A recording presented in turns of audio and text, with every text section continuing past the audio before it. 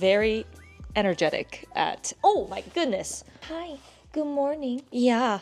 It's so exciting. This is not a toy. Good morning, besties. Welcome to another vlog. It is Saturday at 8 o'clock in the morning and I'm so happy it's the weekend. Yeah, he's just staring at me because he knows that it's breakfast time. I wanted to start off this vlog because I want to start decorating for the holidays. Maybe it's a little late for that because I almost said early, but no, I feel like it's the right time because it's not Thanksgiving yet. We still got a few days until Thanksgiving. And most people decorate for the holidays after Thanksgiving, no?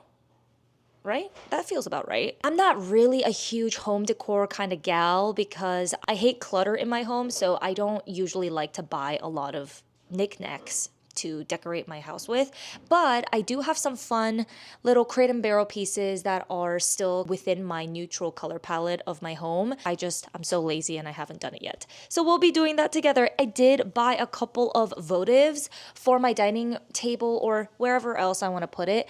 I bought 3 of them from Crate and Barrel because they were 50% off and I've been eyeing these for a while now. They're this brilliant, beautiful, mossy green color. They are phenomenal. So we are going to be setting those up today and we'll just hang out, do a lot of other fun activities together. I think tonight we're gonna head over to my friends Katie and Dan's house to do a little bit of a cocktail night. It's going to be a cocktail and dumplings night, which will be an interesting combo. My husband Charlie is laughing because he's in charge of the dumps.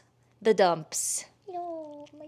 Do you ever look at your pet, if you have a pet, and just think you have the cutest pet ever and you just want a cute aggression, you know? Ugh, you're so cute. And he knows it too, which is funny. Yeah, he's belly up now. This morning, I have a workout class with my friend. It's going to be a cycling class at my local gym that I'm a part of. And it's going to be a lot of fun because we're trying out a different instructor. And I wanted to show you my outfit for that because I am wearing a cute aloe yoga set. I'm trying to get back into working out. So I did work out 2 days ago with the same friend and we're trying to keep each other accountable. And this is our second class together in a very long time. As soon as I got up in the morning, I decided to put on an aesthetic look together for the class because if I am already dressed for the gym, there's a higher chance that I'll actually make it there. You know, not gonna lie. I'm looking at a pile of clothes right now in front of me and it's all from Aritzia. And I'm actually so sad because I bought all of those things before their Black Friday sale because I was under the impression that Aritzia doesn't have great Black Friday sales, but they do. So I actually picked up a few more things with the discounts. I have a pile of clothes right here and it's past the, return window. So I'm just going to be keeping it. It's fine. I'm not mad about it. I'm just glad that I got my hands on these while they were still in stock because during these sale times, things just fly off the shelves. I am going to be filming a try-on haul. So keep your eyes peeled for that. Look at this pile of clothes. Oh my gosh, I even have a wool coat. But yeah, if that video is up already, I'll go ahead and put a link here so you can check it out. So excited. I got a bunch of sweaters, 2 sweaters and a bunch of basics and a wool coat. So I'm super excited to show you. I'm gonna angle you guys a little bit lower so you can see more. The sun is literally pelting into my eyes. Anyway, sorry. I don't know why I have so much energy today. This shirt is from Lululemon and I think it's a little too small for me now. I might have to get another one in a bigger size, but I believe this is a 2. And I typically wear like a 4 in their sports bras and in their regular tops I wear like in between a 2 and a 4. This one I got it in a 2 quite a long time ago, but now I feel like I could probably size up to a 4. But anyway, I'm still just going to wear it today. This one is from Aloe Yoga. I love this set because it is the prettiest navy blue color. And it has like the matching logo here. And yeah, they're long leggings. I just love the way that these make my leg look. They're so cute. And I just have my Aritzia TNA socks, like ankle socks over them. And then I'll have my cycling shoes on. But yeah, that is the look for the gym today. I feel like cute athletic wear is always the motivator for me to get to the gym because gives me an incentive to wear my cute outfits, All right, I'm gonna feed the little guy. Let's head to the gym in about 2 hours. It's at 10 o'clock. It's only 8 o'clock right now. So I'm gonna actually have some coffee. That sounds amazing. Not that I feel like I need one right now because I am so high energy. I have to actually be awake for a long time today because we're heading over to Katie and Dan's like later for dinner. So a coffee will do me some good. Before I head to the gym, actually, I thought I would show you what the decorations look like and how I store it. People probably store it the same way as me, honestly, because it's pretty standard. I just have one bin, or I think 2 bins in my laundry room, and I just brought one of them up because the other one only contains decorations for like the tree and everything, ornaments, garlands, stuff like that. But this one is the one that contains all the home decor, like little things that I can put around the house. I have some ceramic pottery stuff in there too. When it comes to holiday and seasonal decor, I limit myself to buying up to what can fit in this bin because I don't want an overflow of them, especially when I don't use them all year round. I just hate having clutter around my house, like I said before. Right now, I have a pretty decent amount. I think I might be decluttering some of them after this holiday season because some just make a huge mess. I mean, I have some glittery stuff in there.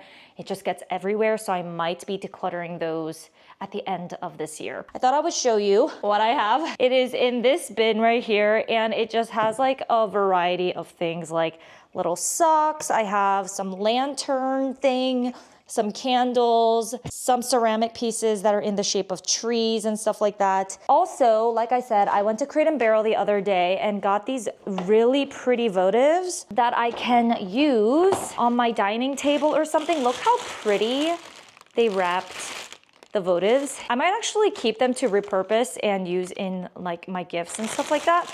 Okay, are you ready? Look how beautiful that is. I am obsessed. Truly, this color is everything. You guys know how much I love my greens. My pillows in my living room on the couch are green, and I just have some little pops of green here and there, and I love plants and everything. So this is just going to tie in so well within my home. So this is a bigger one. And then I also got 2 of the smaller ones. I think these are the smaller ones. So I got 2 of these, and then I have 1 bigger one. They also have the smallest one within this collection, but they were out of stock. So unfortunately, I just got 2 of the medium-sized ones, and then this is the bigger one that has like the 3 bubbles, I guess. Oh my gosh, so pretty. Okay, just for comparison's sakes, this is the medium one, this is the large one, and I got 2 of these ones. So, okay, that is the Crate & Barrel mini haul. I also did get the votive candles from there because I just didn't want to risk getting them on Amazon and them burning funny. These are kind of overpriced. I mean, very overpriced, but I just decided to do it all in one go. I got 2 sets of them because I have 3 votives, so I needed 3 sticks of candles, and then one of them could be a backup. These are the 12-inch length ones, and they burn approximately 10 hours each, which is pretty decent, I think. I honestly have no idea where to start. I will show you what the current decor looks like around my home so that you have an idea of what I'm trying to like swap out and what areas I can put more decor on. So this is the dining room table, which I put some decor on. So I was thinking of putting the votives here, but then I also have these 2 little hurricane candle-esque things. It doesn't actually have real candles. They just have fake ones that flicker. And so I don't want that and the votives on this table. So I might move those 2 right here somewhere else around the home. But I have this one out, which is very wintry. So this is gonna stay. Funny story, this I took out last year, put it on this table and never took it off. That just had a permanent place on my dining table. I just don't want to clutter this table too much after the votives because I don't want it to look too chaotic, especially because I do work like right here and I need the space at the end. Here is my kitchen and breakfast nook area. I don't usually like to put anything on this table. I know we have some placemats on around there, but I just like to keep this area clear. Maybe I'll put a few small items on the table for decor, but it usually stays pretty empty because we use this table a lot for a lot of different things. I do, though, like to put some decor up here. So I will probably remove that plant up at the top next to the Marshall speakers and then put something wintry on there. On the shelves, I really don't have a ton going on. I just have a few books as decor, which is, you know, trans-seasonal. It's all year round. I feel like most of these things in the shelves will stay the same. Sorry, my kitchen is a little messy. Charlie's making dumplings. I could decorate the top of that floating shelf over there. Currently, it just has a few empty candle glass jars, and then on the right side, there's like a dessert jar. I could move those. In this lower shelf, I put all of my like coffee mugs and stuff like that have a matching set. Still kind of limited here as well. Okay, let's go into the living room. I mean, I could put decor here next to my plants. This is our living room with our couch and everything. I usually keep this coffee table pretty bare because we use it for so many things. Okay, so here we have a couple options. I usually put decor items like on the edges here. I actually just put this here, like the pine cones, which is very wintry and festive, next to our TV. We eventually want to mount the TV up on the wall, which will look much better.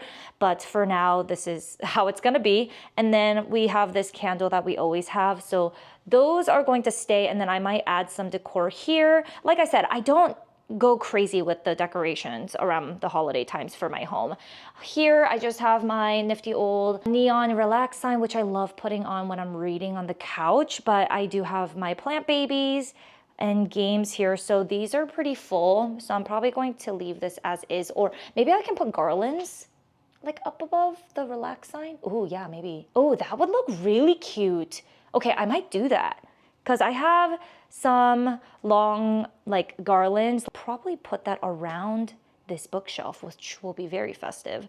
Okay, I think I got some good ideas. These are some cute little socks that I can put on the walls. Oh, these are my favorite. Oh my gosh, I think I got these from Crate & Barrel, I'm pretty sure, or West Elm, one of those. I have this little one, and then I have a bigger one here too. I think I have another one of these small ones. I have ceramic pumpkins, but I think it's a little too late to put those out because I would have to swap to winter decorations after Thanksgiving anyway.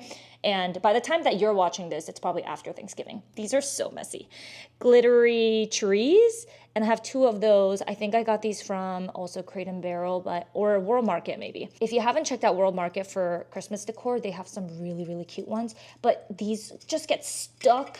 They're stuck right now. Oh, it's just so annoying, and you can just see how much glitter just comes off of it. I'm probably gonna get rid of those after this holiday season, but I have some little cute like these things which could go on my TV stand. Let's see what we end up with.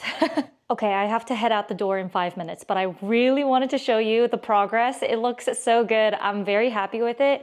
There are some parts where I feel like I need to buy something bigger because I do have a lot of like small things. So I might make a trip to Crate & Barrel because I saw one of these like ceramic snowmans and these like snow globes that I saw on display the other day, and they looked so cute. And I feel like that would really make the space a lot more cozier and wintry feeling. That said, I think in terms of working with what I have, it does look pretty decent. Okay, let me show you. I cleared out the dining table so that you can get a good look of the entire area, and it just looks so good, but still minimal and classy. These votives are my jam. I love them so, so much. They look so good, and it's very holiday, but I feel like I could use these votives for any day. I put the medium and the big one on one side and then another medium on the other side with the mini ceramic trees, and I have this like little glittery one. I thought that was really cute to put on the end there. In the middle, I just have my typical glass tray to put my coasters, pepper, salt things, and then a candle there.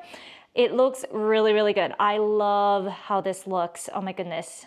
Okay, this is getting me in the holiday spirit. Okay, let's go to the kitchen. I did change a few things in here. The only area where I switched up the decor is this bookshelf. As you can see, next to the Marshall speakers, I put a couple of Christmassy things or wintry things. This is the little tree. There's a little mini Christmas tree there too. And on the left, there's this lantern. It's really, really cute. See, this is an area where I feel like I want like a bigger something to go in this equation. But for now, this is what it looks like. I didn't do anything else in the kitchen, so let's go ahead and move over to the living room.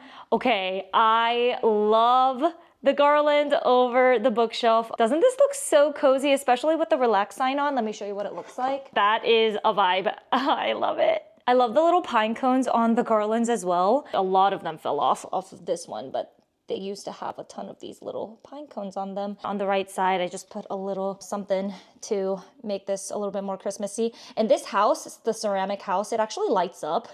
So it's really cute at nighttime.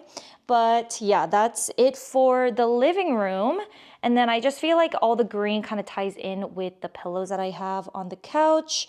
And then I also did put my 2 stocking stuffer socks like on the staircase like railings. Really cute. I think it definitely looks Christmassy. That is basically the decor for now. I didn't know what to do with the hurricane lanterns. These ones in the corner here, I just put those there as a holding spot, but I basically used up all of my Christmas decor. The glittery trees, actually, I put them downstairs so that it just doesn't get everywhere.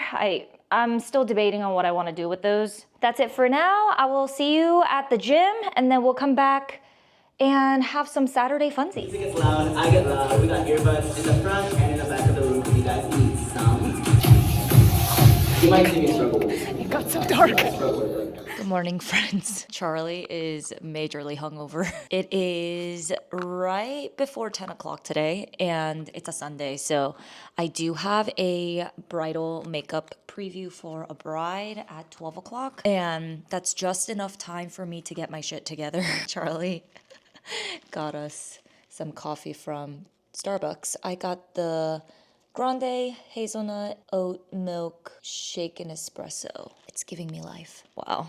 I feel like it's been a very long time since you've gotten a really bad hangover. He said, don't do it, kids. After I do the bridal preview, I do have to film another video to be caught up on my filming schedule. Wow, my voice is what got shot the most through the night yesterday. We did make some really cute cocktails though, so I'll put up a little boomerang right here so you guys can see what the drinks looked like. They turned out really, really great. I loved how it looks so festive with the little garnishes and the blackberries. I'm gonna go ahead and put on some makeup and then finish up my laundry because I do have a load in the washer right now, and then get prepared for my bride so we can do her makeup preview for her wedding day. I do want to share with you all the books that I read this fall because I discovered some gems, not gonna lie. Anyway, I'll see you a little bit later in the afternoon and we can go through all of that together. Oh my goodness, Romp. All right, he's gonna be joining us today. Oh. Alrighty. Hopefully the camera isn't super crooked because I have you balancing on like a wobbly chair in front of me, so fingers crossed that it's not going to tumble down anytime soon. It's been a couple days since we've connected last, but it is actually Thanksgiving Day today, so happy Thanksgiving. I hope you guys are having a wonderful time with your family and friends and loved ones. I actually have a pretty chill day because this year we're not doing like a huge family gathering for Thanksgiving. We're probably going to postpone it to sometime in the Christmas time. I actually love that because I really needed some time to decompress and be on my own and just catch up on a few things around my house, including filming. So today I got my face ready and everything. I do still need to do my hair because it is kind of a disaster. My hair is always a disaster, let's be real, but at least I did my lashes today, so I do look a little bit more glammed up for a day of filming. Obviously, I'm vlogging a little bit, and upstairs, Charlie, my husband, is actually cooking like an extravagant Thanksgiving dinner just for the two of us because we haven't had quality time with each other in quite a while. I've been busy with bridal season, my full-time job, and then YouTubing, and Charlie's been super busy getting his certifications because he's a Salesforce consultant, so he gets these certs so that he can kind of further his career and everything. So he's been really busy taking his tests and studying for them and everything. I'm just really looking forward to just having a full day, just getting some shit done. Anyway, let's go ahead and talk about my fall reading wrap up because it is now at the end of November. Quick update though, I did move over all of my data from Goodreads to Fable. I used to use Goodreads religiously. I would update all of my reviews and my percentages of completion for every single book and all of that stuff. But if you're also on Goodreads, you know it's like a dinosaur. It's very vintage. Fable, on the other hand, I am obsessed with their UI. If you don't know this already, I'm actually a product designer, UX UI designer for my full-time job. So something about Fable just really scratches an itch in my brain because it's so aesthetic, super user-friendly. I mean, obviously they're still improving their UIs because it's relatively new, but I love the social media aspect of Fable that Goodreads can't quite do as well. So I've basically transferred all of my stuff to Fable and I'm only updating my Fable now. Goodreads is still connected to my Kindle though, so whenever I start and finish a book, it does get updated on my Goodreads automatically, so I'm still going to be doing that. But in regards to all my reviews and just interacting with people, I'm doing it on Fable. So I'll go ahead and link that below if you want to be friends on Fable. That'll be awesome. I need more people to follow who are bookish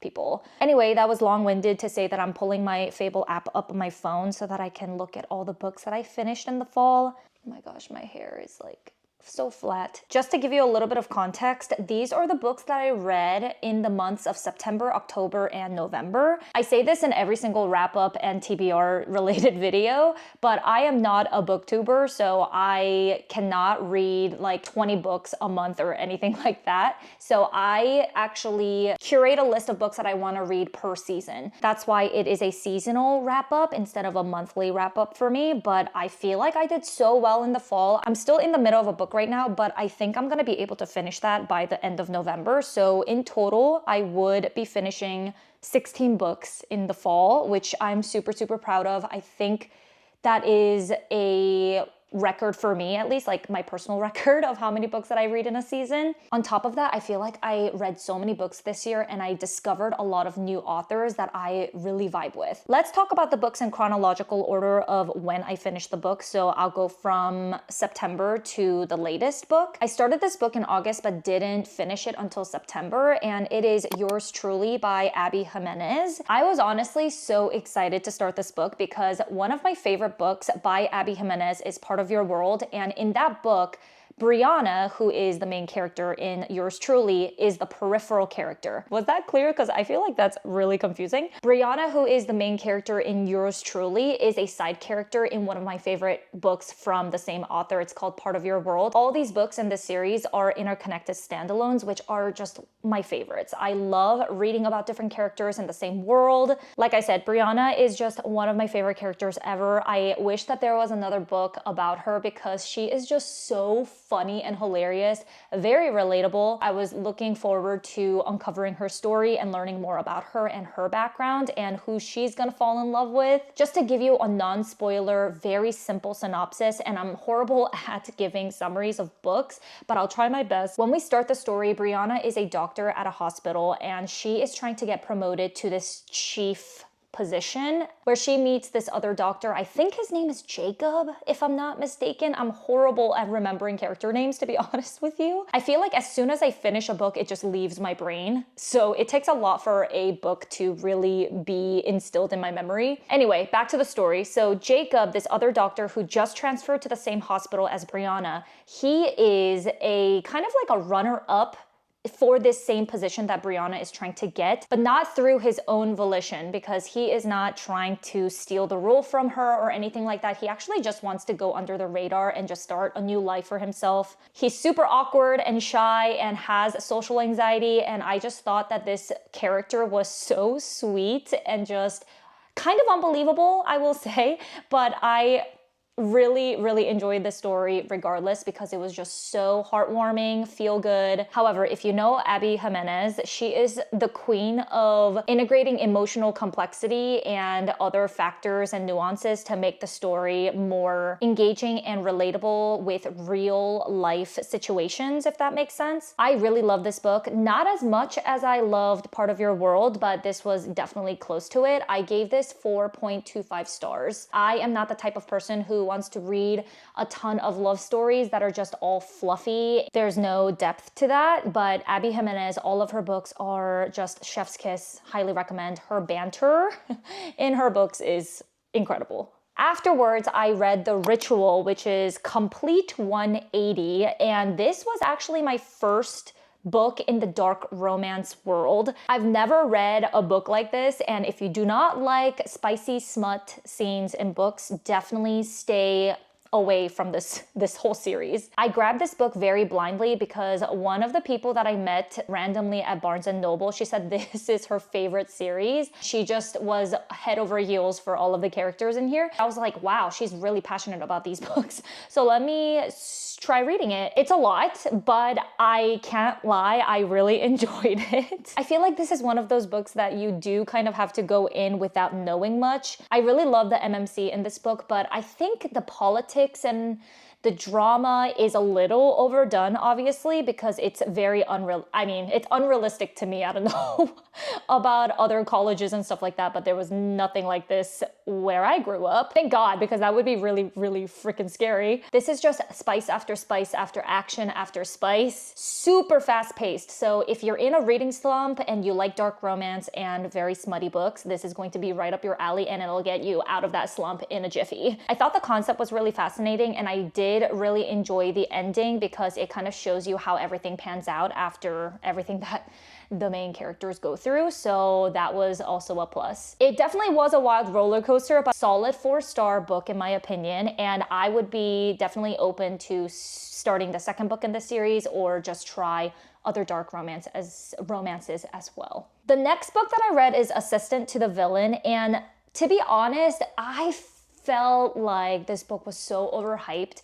It is a cozy mystery fantasy. After this book, I kind of had a feeling that maybe cozy fantasy isn't my genre of choice. This book follows this girl, her name is Evie, and she actually gets herself employed at this office of a villain that lives in this world, which is very, very cute and kind of interesting. Because she's working for this evil villain, she is helping him run the office, just do the daily operations, and unexpectedly falls in love with him. Obviously, it's a romance. To this day, I still don't really quite understand the magic system. It feels like there is no real solid structure to it. In my opinion, I feel it's a little bit hard to follow because you don't quite understand how the magic works in this world. It's kind of chaotic and just random. I did think that the style of writing was unique, but honestly, it was a little too slow paced for me. There's a lot of dry humor, which I did enjoy. Overall, it was such a good concept, but I don't think it was executed as well as I thought it was going to be based on what I heard from others. To be really frank and honest, I was kind of bored throughout the entire story. My favorite character from the book was actually a side character who is a frog, and his name is Kingsley. I didn't even like most of the characters. I mean, I didn't not like them. I just didn't love or get attached to any of the main characters, which is kind of a red flag. I feel like I should have DNF'd this, but I kept on going because the last 20% of the book was very good. I gave this a 3.25. I feel like I could have left the series there, but you'll see later that I did read the second book anyway because I have this issue where I cannot not finish a series. That said, for this particular book, I gave it a 3.25 and I feel pretty good about that rating. Oh my goodness, I have so many books to talk about, so I need to really speed this up. The next book that I read is I'm Glad My Mom Died. It's a memoir by Jeanette McCurdy. I feel like when I read this book, oh man, I was so stressed out for her and I felt so emotional. I thought her story was super relatable and I empathized a lot with what she was going through because I also have pretty much of a dysfunctional family dynamic. So I just felt so hard for her. I don't typically rate memoirs because I think that's kind of like a weird situation because you're rating someone's life story. But I did give this one a 5 because I did really love her writing style. It was so quirky and funny while still talking about really, really hard topics. That was a hit. If you want to get into memoirs, definitely recommend this one because it was just super fast paced. It's a quick book and you really get a glimpse of someone's life from their lens and point of view. I really appreciated how much she shared with her audience and I will never look at iCarly the same again. Next book is Lovely War by Julie Berry, and I was a little torn about how to rate this book because I thought the book itself was very, very poetically written. The story was beautiful. I thought the plot was really interesting. However, I just didn't feel super connected to any of the characters. I did consider DNFing it maybe about 25% of the way in because the pacing was just not great. That said, I did like the relationship between the gods because they kind of talk to each other and have their discussions about these humans that are being kind of not controlled, but they're going through tough times during World War II, I believe. That's the time frame that it's set on. And we're following these two couples in the human world, which the gods are discussing. I thought the different perspectives were really fun to follow, which made me want to continue reading. I did love the ending. I thought it was really well done and wrapped everything together super nicely. So I did land on a 4-star rating for this book, and I would recommend it if you're into historical fiction, which I have been trying to get myself more into. This was definitely my attempt, but it was pretty slow in the beginning to the middle. Next 3 books that I read were the 3 books in the Powerless series. Oh my gosh, I feel like these books had me in a chokehold. I absolutely loved these characters and the plot was so fast-paced and intriguing. I thought the magic system was really well built because it actually made sense to me. I adored so many characters in this book, which made me continue reading book after book after book. I know a lot of people say that these books aren't well written and the story is very copy and paste from other fantasy books, but you know what? If I enjoyed it, it gave me a good time, I'm all about it. I thoroughly loved the characters and the plot and the cliffhangers. Oh my gosh, I cannot wait to get my hands on the 3rd book in the series, or the 4th, depending on if you read the novella, which I did. You know I did. Athena. I can't. The series as a whole, I am giving it a 5-star because I just could not put these books down. The next book I read is The Apprentice to the Villain, which is the sequel to The Assistant to the Villain. Like I said, even if I didn't love the first book, I had to continue to the second book because it's just my personality, okay? I cannot not finish a series. However, I don't think I'm going to pick up the 3rd book in this series. I don't know, it's just kind of mediocre to me and I would rather spend my time reading something else. I won't yap too much about this book because it's just a series that I'm not going to be continuing, but essentially this is a continuation of Evie's story with the evil villain. I will say the second book is a lot more action-packed and the pace is significantly better. I thought the banter was really funny and witty, but I just don't think cozy fantasies are my thing.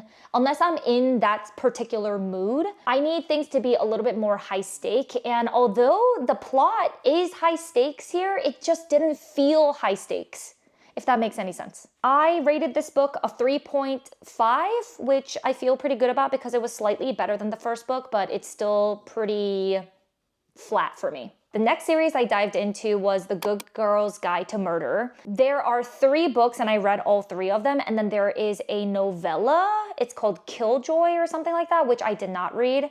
I don't think I'm going to read it because I'm pretty over with the story. Not to say that they weren't good, but I read them back to back and I just think I need a break from that storyline. I absolutely love these books and I loved Pip as a character. She is so relatable and just down to earth. I love her ambition when it comes to solving mysteries, and it's just a really good suspenseful thriller if you want something like that. They're super fast-paced. I think I read each of those books in less than 3 days. My favorite from the series is the second book, and it's called Good Girl, Bad Blood. Oh my gosh, the way that I cried at the end of that book. I love the way that the mystery was unraveling throughout each book, and yeah, I had an amazing time, and it was the perfect time to read it because it was in October, where Halloween season was very apparent. Next, I read The Night Circus, and I actually read this because I heard a lot of of people talking about how this is the best fall atmospheric book,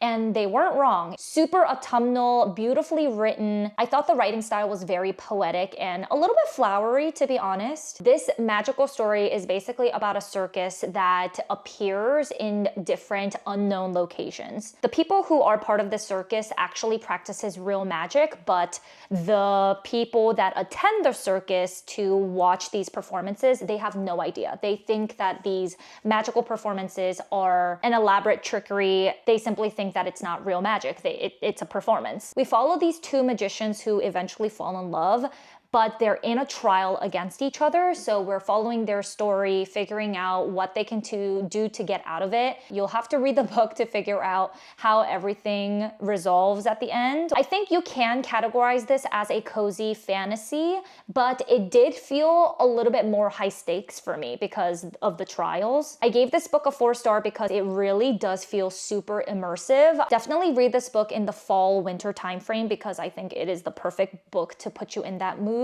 We have a couple more books to go. So the next one that I read is The Storied Life of A.J. Fickery. The hype was real about this book. I absolutely loved it. First off, I think Gabrielle Zevin is such an amazing writer. She can write about any mundane topic and make it interesting. The first book that I ever read from her is called Tomorrow and Tomorrow and Tomorrow. I think that's one of my top 5 books ever. She is just such a great storyteller. The way she constructs these characters makes them feel so realistic and relatable. They are all flawed in their own ways, but you still get attached to them somehow. I still can't believe that these characters are not real. Like in my brain, these are real people. The Storied Life of A.J. Fickery is following AJ, who is a bookshop owner in this island, and he unexpectedly, well, I don't know if it's unexpected, but he loses his wife. He's going through tough times, of course, because of his grief, but also because his bookshop isn't doing so hot. However, he has this retirement plan by selling his coveted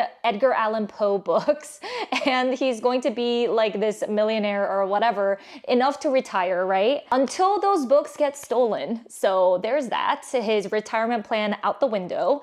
And then he gets this mysterious package at his bookshop that he has no idea what to do, and it changes his life forever. And it is just the most wholesome story ever. I highly recommend that you read it. It is super fast and quick. It's a relatively shorter book that you can really devour in one sitting. I held off on reading this book for such a long time because it didn't really feel interesting to me at the time, but it exceeded my expectations, and I don't know why I expected anything less from Gabrielle Zevin. Now I just want to read all of her other books, and she definitely is one of my top 3 authors at this point. Next, I read The God of the Woods, and this is by Liz Moore. I want to categorize this as kind of like a literary fiction and mystery. It's not so much of a thriller. Such an interesting book. I highly recommend it if you're into kind of a drama, mystery type of vibe. This book is set in a camp environment where all of these rich children from rich families all come together during the summer. At this camp, one of the children goes missing, and this is a big deal because she is actually the daughter of the camp owner. And get this, a couple years back, a similar thing happened, and they're trying to figure out who did these horrible crimes and kidnapped those children. It is so fascinating. I loved the writing style. It was super engaging and very beautifully written. It almost felt very artistic, and the eerie feeling that you get is just incredible. What made this book exceptional is how the ending tied all of those loose threads together. It was amazing. It was a little bit of a roller coaster to get there, not gonna lie. I feel like I found myself very stressed out for some of the characters. I felt sad, I felt anxious, grief, and all of those things with the characters together. I will say the beginning was really slow and confusing because the characters were super vague and the introductions weren't very detailed. So you were kind of figuring out pieces and seeing how they fit together along the story. I am so glad that I stuck with it and didn't DNF it when it was a little bit slower in the beginning, because oh my gosh, it gets so good. I highly recommend it to anyone. The ending was just so satisfying. Last but not least, I read The Love Wager by Lynn Painter, and this is my first book by the author. If you want a book that feels like you're watching a rom-com, definitely go ahead and grab this one because it was so funny. I love the banter between the characters. Hallie is just one of the funniest FMCs ever. She actually reminds me of Brianna from Yours Truly by Abby Jimenez. They have very similar energies and vibes. The relationship between Hallie and Jack was just so sweet. There's a little bit of a miscommunication going on, but it's not so much where you feel like it's very frustrating to read about. I really enjoyed the little bit of spice that we get in here as well. So if you're looking for a fast-paced, cute, witty rom-com type of book, definitely go ahead and check this one out. This concludes all of the books that I read this fall, but I will show you the book that I'm currently reading because I do think that I'm gonna finish it by the end of November. I'm just not sure exactly, but I'm trying to get into the Christmas mood, you know? And this is by B.K. Borison. It's called Love Light Farms. This is the first book in the series, I believe, but they are interconnected standalones, but my OCD won't let me read, won't let me jump around. I have to start with the first book, but I got lucky because it is a Christmas themed book. I literally just started it a day ago, so I'm only 10% in. So I can't tell you too much about it, but so far I'm enjoying it and I'm hoping that this gets me in the Christmassy cozy mood. Oh my gosh, he is so passed out. It's so funny. I'm gonna go upstairs now and try to see if Charlie needs any help with the Thanksgiving feast that we're gonna have, just the two of us, and then film my other video. But I think this is going to be the end of today's vlog. Thank you so much for hanging out with me. I really appreciate it. I hope you enjoyed. Please let me know in the comments if you have any good book recommendations for the winter season. I would love to add more books to my TBR. I am so thankful for you. Please like if you haven't already, subscribe if you want to stick around, and I will talk to you in the comments. Bye.